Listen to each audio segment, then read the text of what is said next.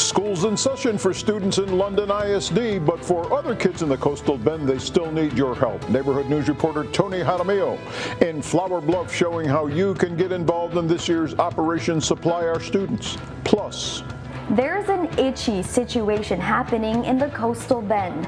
I'm Victoria Valderrama at Lice Angels, where many kids are coming in with head lice.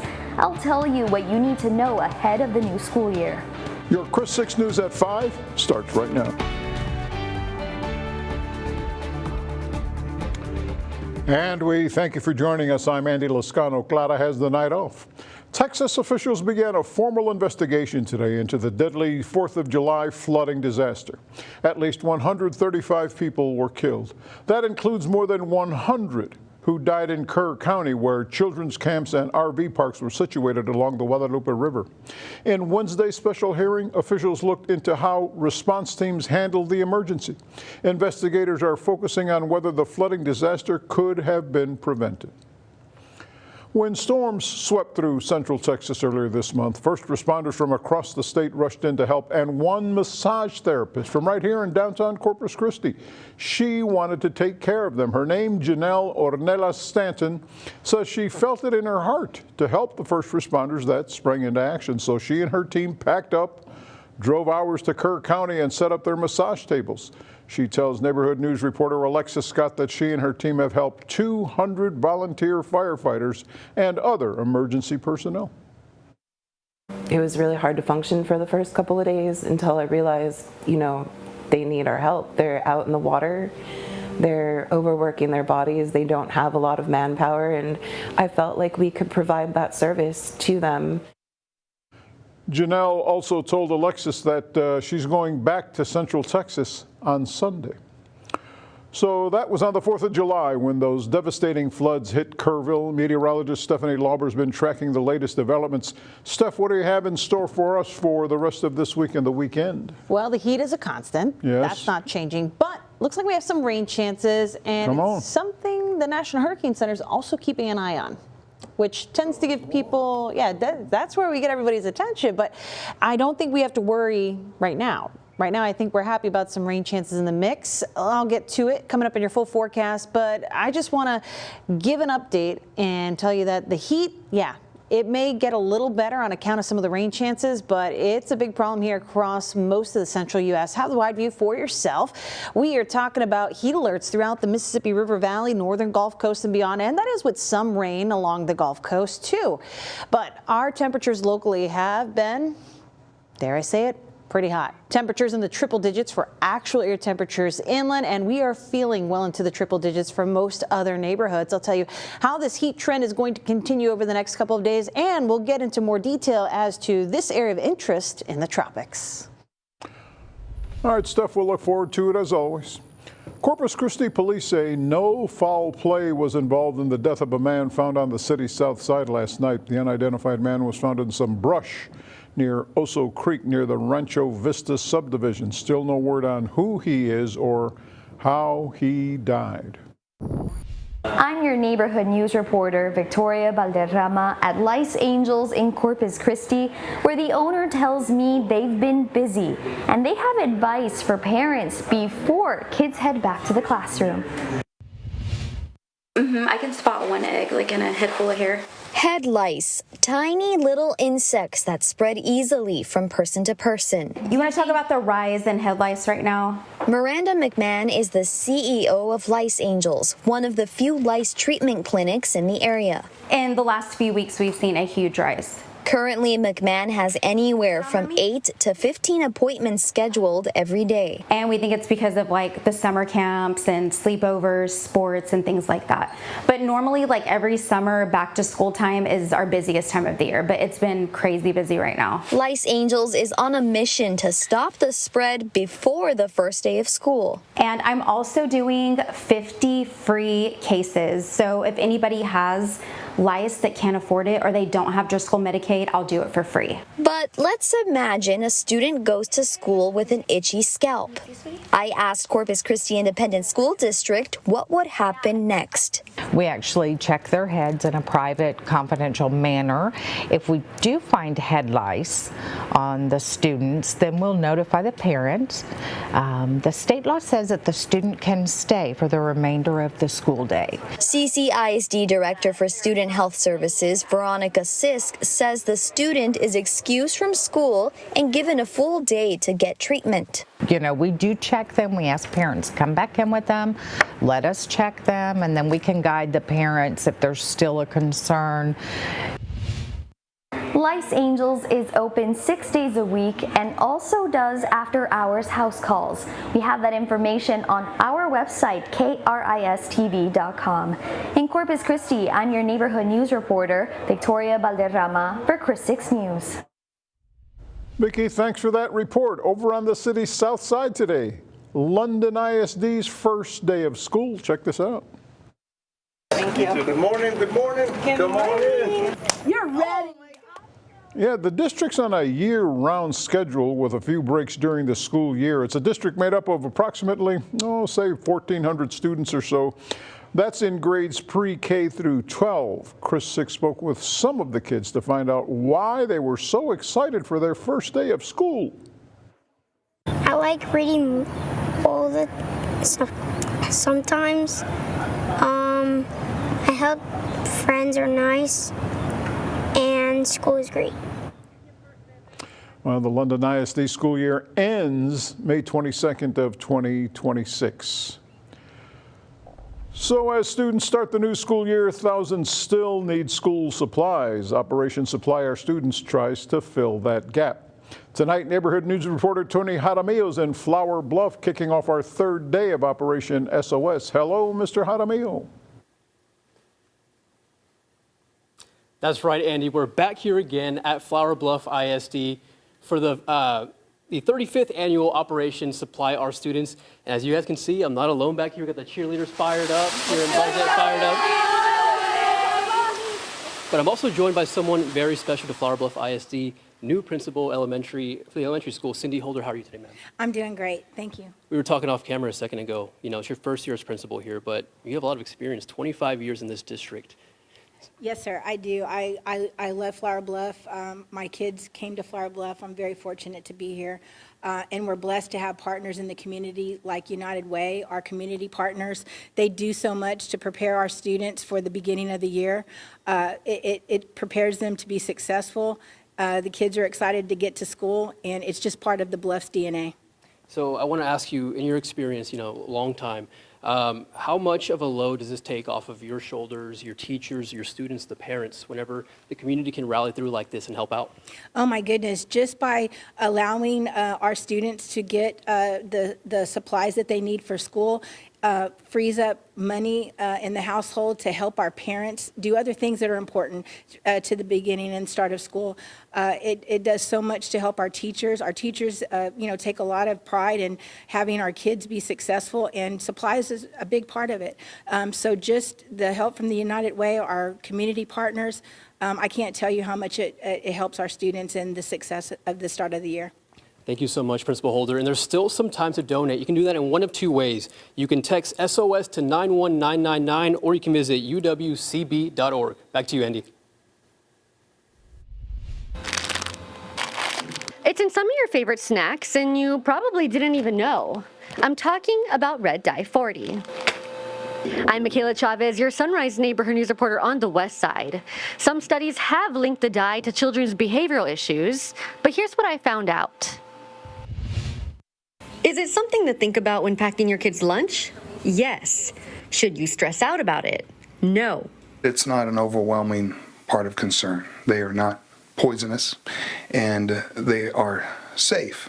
Dr. Eric Baggerman is the CEO of Amistad Health. He looked into the research behind artificial dyes, a topic you might remember from earlier this year. HHS announced that they're quickly phasing out 2 dyes of the 8 that were being used. Lately, all eyes are on red dye 40. Some say it's tied to behavioral challenges in kids, but some research suggests the connection might not be as extreme as people think. Maybe about 10% of the population can cause some hyperactivity. The rapidness, the harder time with keeping on thoughts, making it a little bit harder in school. Red dye 40 is found in things like sports drinks, candies, and cereal. Things that are less nutritious food, but colors added to make them look better. And while most kids aren't strongly affected, moderation still matters. It's okay every once in a while. Keep treats as treats and not as part of our diet. You don't need to test to see if your kid is part of that 10%. Dr. Baggerman's advice? Keep it simple. Go for healthier swaps. But instead of grabbing something that's in a package that says it's made with apples, put an apple in, because those are the foods that help our brain function the best anyway. Making those changes can go a long way, giving kids better sleep, focus, energy, and overall health. The FDA is working to phase out the remaining artificial dyes by the end of 2026. With your neighborhood news on the West Side, I'm your Sunrise reporter, Michaela Chavez, Chris 6 News. Chris 6, part of the Scripps News Group. I'm Melissa Trevino, your neighborhood news reporter in Agua Dulce. People who live in this small city have not had a city hall to handle their city business. City leaders are forced to do their duties in a Nueces County building. But the mayor here says all of that will soon change.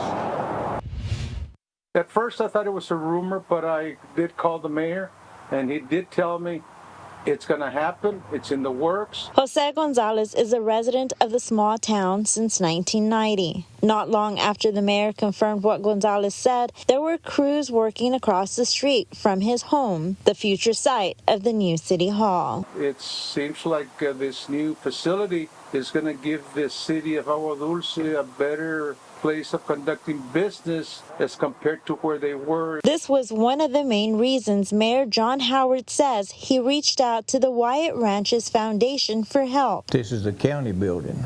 The city has never had a city hall.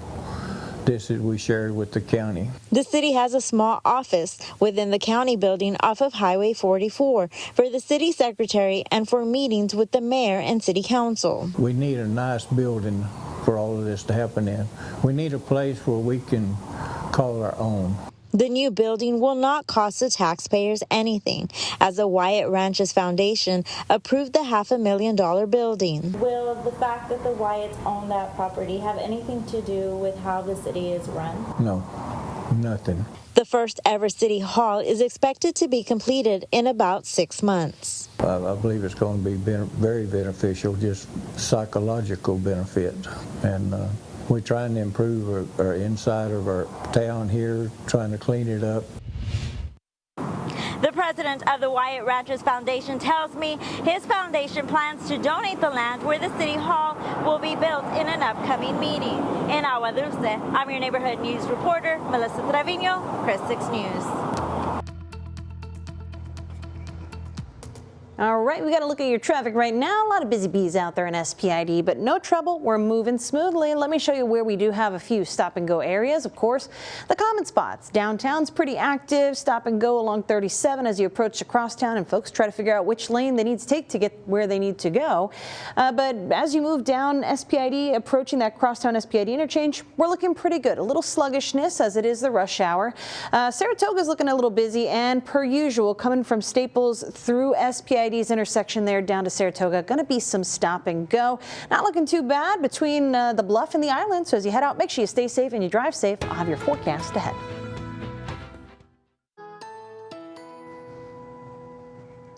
Hey there, good evening to you. I'm meteorologist Stephanie Lauber. What a beautiful day. From the bird's view, hardly any clouds over the coastal bend. Even those puffy white cotton ball shaped cumulus clouds, yeah, they started to disappear with the heat of the day. And right around 2 o'clock, 1:50 to be exact, is when we hit our high temperature today. We were roasting under that glowing orb in the sky like a rotisserie chicken. Look at today's high temperature in Corpus Christi. We hit 98 degrees. I was planning for that to be tomorrow. So you know what that means. Tomorrow's going to be a little bit hotter. So we didn't quite hit the record. That was 102, hit back in 2018, but we are now 4 degrees hotter than we typically expect to be this time of the year. We are expecting that to be even more pronounced tomorrow with a little less humidity. That'll allow our temperatures to climb more. But rainfall, nothing. That puts our deficit behind $3.64 in the red, but there could be an opportunity to make up for that with some rainfall here toward the end of the week. It may even be a little tropical. I'll fill you in on that in a moment. But let's take a look with the Chris 6 Neighborhood Weather Network in the south side. A range of temperatures, upper 80s, lower 90s, but pretty much either side of 90 degrees. This does not tell you the whole picture, though, because that humidity really makes a difference. It makes cooler temperatures feel even more oppressive, especially for our coastal neighbors. 89 degrees in the Bluff feels like 103. That's the same reading in Port Aransas and Rockport. 91 degrees, feeling like 106 because you are right there by those very warm waters near Copano Bay, and it just really makes it feel all the more hot. In contrast to the inland neighbors, where we've got higher temperatures because the humidity isn't as oppressive out there, but the heat is. Still feels the same, lower 100s. So as we go into tomorrow, be mindful that it's going to be hotter and it's going to feel hotter around the coastal bend. Over the next couple of hours, temperatures come down to those lower 80s. We'll still have a bit of a breeze, and you know the drill. We're going to wake up with the same kind of situation, perhaps a little bit less humid, but that humidity is only going to give us a break for a short period of time. There's some moisture headed our way, and it's going to make for some pretty good rain chances as we move into the weekend. Let me show you the source of it. We talked about it yesterday, a batch of moisture moving across the Gulf. Well, now the National Hurricane Center is giving this a low chance of development. How low? We're talking 10, maybe 15% at best, but the moisture is going to be moving around the Gulf, and we expect it to be a rainmaker along the northern Gulf Coast. Hopefully it'll be one for us too as we move into Friday evening and Saturday. The question is, where will the lift be? The hands to wring out the dish towel and bring us that rainfall. That is what we're still not 100% clear on, but it does seem that most folks can count on some kind of rain here in the coastal bend, whether you see a few tenths of an inch, a couple of sprinkles, or if you're along the coast and you've got a better chance of maybe seeing a ½ inch of rainfall. Those are the details we're working to iron out, but these totals are subject to change. I'll keep an eye on it for you, but get those umbrellas ready. It's a nice break from the heat because next week we're looking at heat coming right back.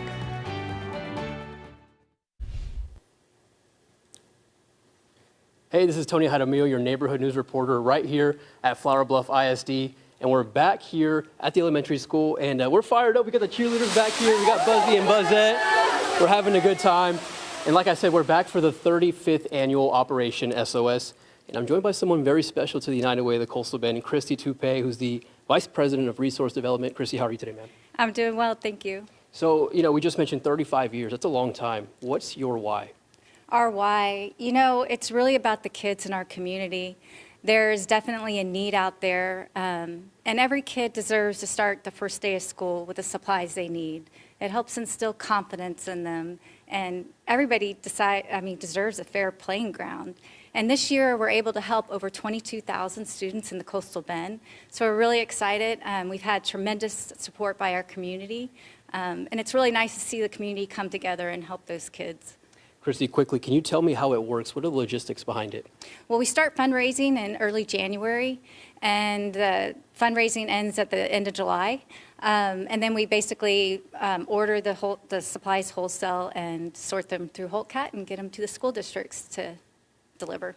Awesome. And there's still some time to help. You can do that in a couple of ways. You can donate by visiting uwcb.org or texting SOS to 91999. But for now, reporting live from Flower Bluff, I'm your neighborhood news reporter, Tony Jaramillo, Chris 6 News, and we'll be back.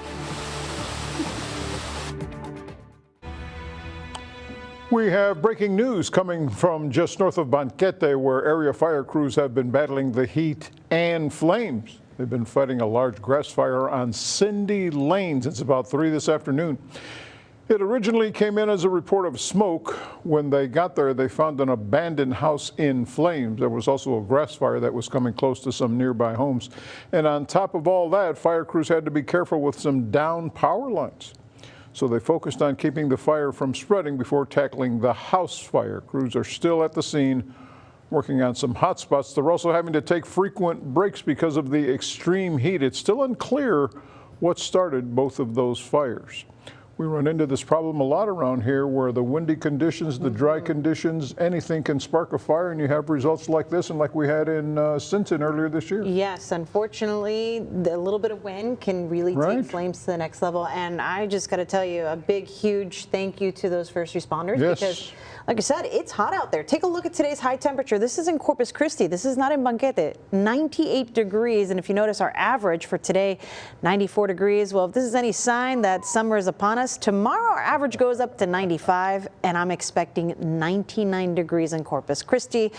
Thank goodness we have a little rain on the way. I hope it really gives us a little bit of a break before next week's scheduled heat.